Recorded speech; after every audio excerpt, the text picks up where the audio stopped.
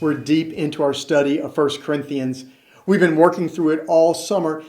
And Paul, we discover, is really dealing with the broken places in the church. He's trying to root out the divisiveness, the differences that are pushing people away from each other. And one of the places that he notices that the divisiveness is very evident is in the practice of worship, particularly in how they take the Lord's Supper together.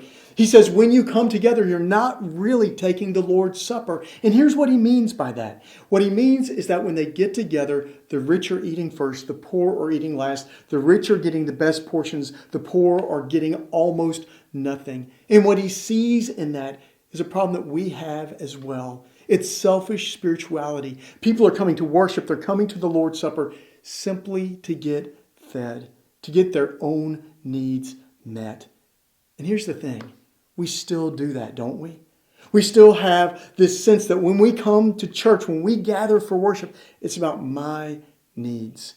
It's about what I need to get from Jesus. It's about me being fed.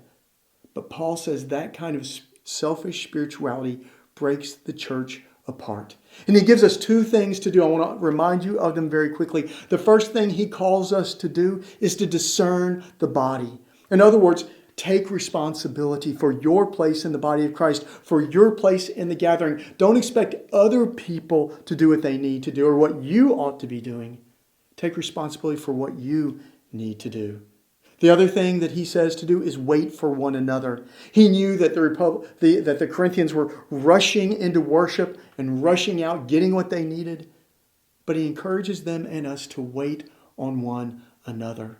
So what if when you come to worship, you linger, get there early, stay late, invite people to lunch, invite people to coffee, get to know the people that you're sitting around, remind them of your name because just like you've forgotten their name, they've forgotten your name. But wait on one another.